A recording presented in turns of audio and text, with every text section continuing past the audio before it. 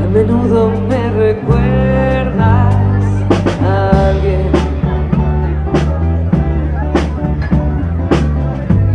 Tu sonrisa la imagino sin miedo.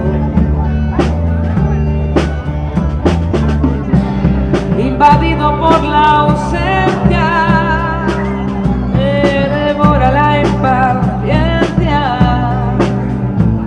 Me pregunto si algún día te veré.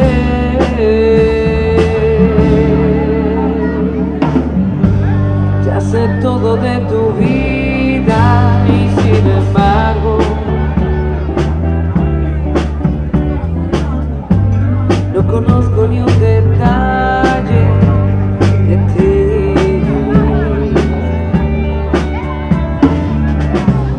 El teléfono es muy frío,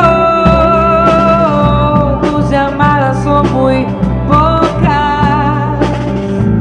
Yo sí quiero conocerte y tú no a mí.